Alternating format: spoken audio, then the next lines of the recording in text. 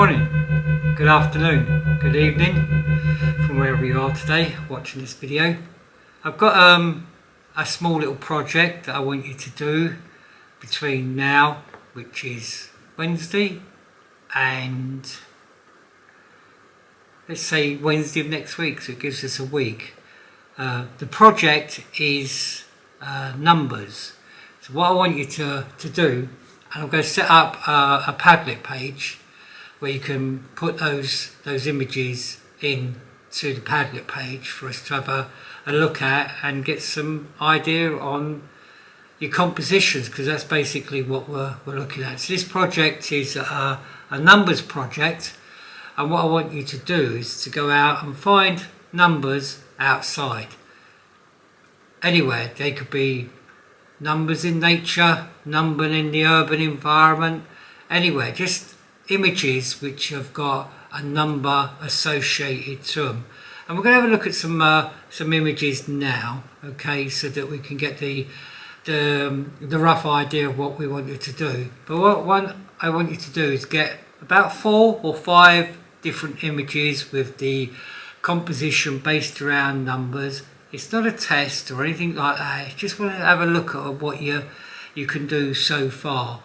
And so let's have a look at these images. I've got about 9 images that I'll put up on the video, so you can have a look at as well. And I'll go through them and I'll show you what I think about these ones. So starting off with this first one, which has got the number 31 on it, and it's just the pure yellow of the number 31, and then the feet, which are leading lines, and then going straight to the number 31. And I like the quite a contrasty feel to the groundwork where the numbers have been placed on it. So this could be sort of like in a car park lot or something like that, where you've got the numbers of parking spaces. So that's what you could look for, numbers of parking spaces and so on. Find numbers outside. That's all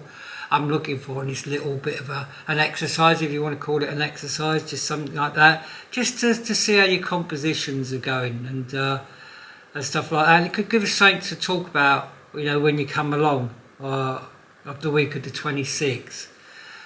So let's have a look at the next one, which is 3 garages.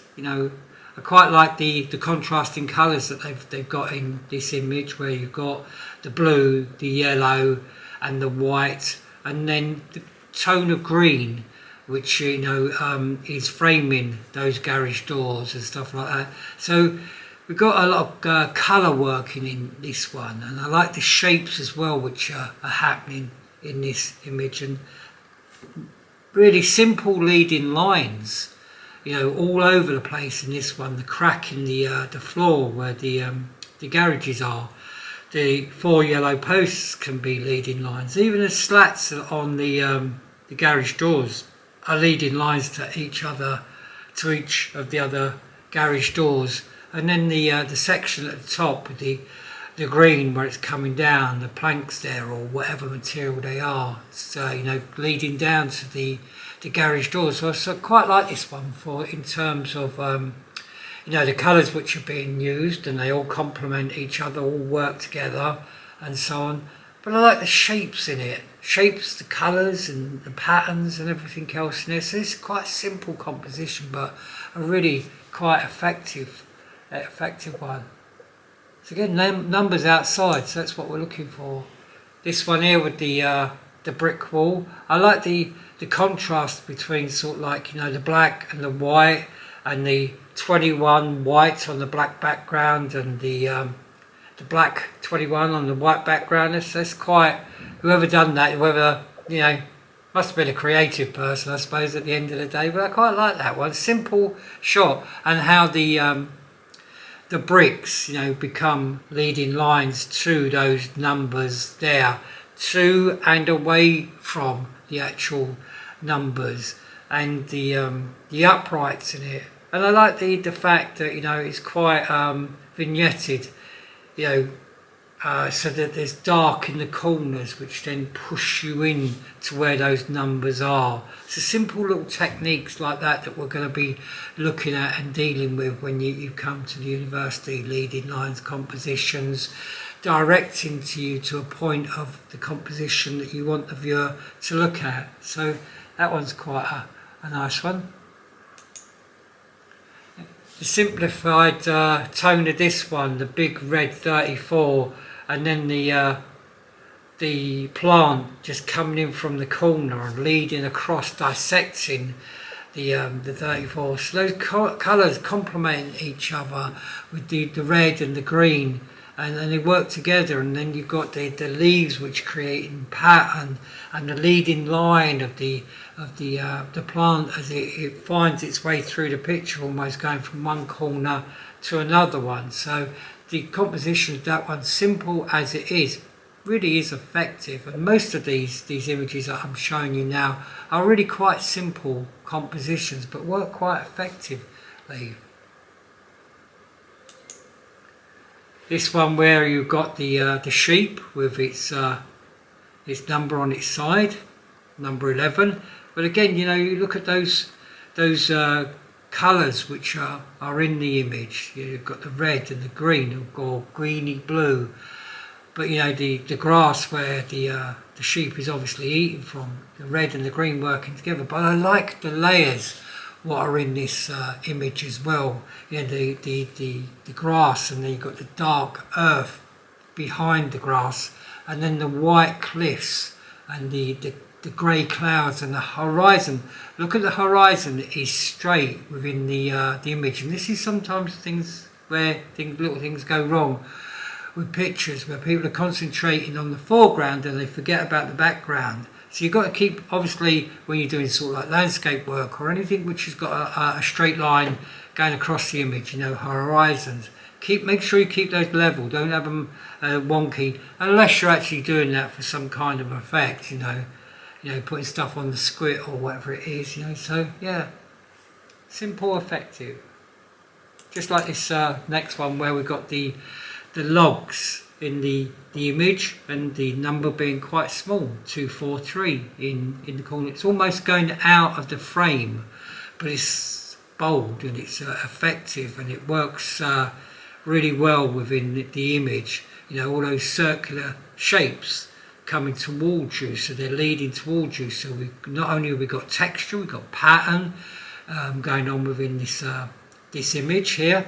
So, you know, shapes, texture, pattern, and again the numbers. Numbers is the important thing to get within these little exercise that I'm asking you to do before you turn up to the university. So our number project. This one here, you know, you can quite easily set up a shot using Dominos or anything, you know, to create a little bit of a still life in the picture. And I quite like the effect of what whether they've done it intentionally or whether it's an accident. But you've got what are Dominos called apart from Dominos? I can't remember what they're called. But anyway, so you've got the one where it's got the 6 and the 2, and then there's a 6 and a 4, and then, oh, it's not 6, that's more than 6. What's that? Well, there's quite a lot of Dominos on there. Anyway, I've never seen Dominos with that many numbers on it before. Well, you've got the one where it's got the 2, the 4 and the 3, and the line coming down, that draws you into the picture. Honestly, I've never seen Dominos with so many dots on them before. They can't be true Dominos. I didn't notice that until now when I started talking about the picture. That's interesting. It's thrown me completely. But I like this one here with the old two fellas, you know, at the football ground or some kind of a stadium and stuff like that, just having a chat outside where it says exit only, and then you've got the doors 1 and 2. I can't believe somebody gets in through those doors. Can you believe this? Is this an honest kind of God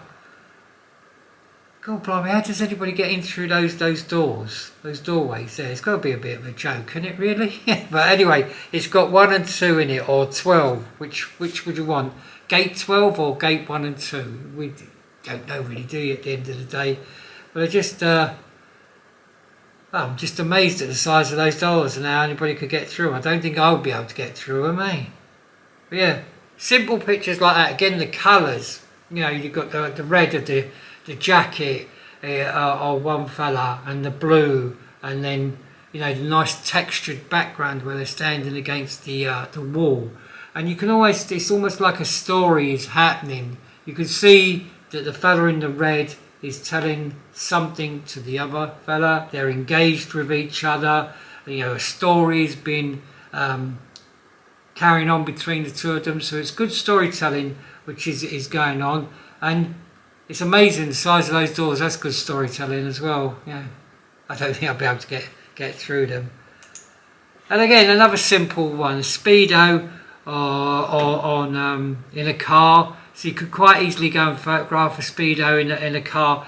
Numbers anywhere. Just go and look for images which got numbers in them. Anywhere. Door numbers, you know, telephones, anything. Just think about the numbers within those pictures and how you're going to create the composition. Now, it's okay if you don't know anything about composition. Just give it a go and let's have a look, and post your images to the Padlet page that I've set up.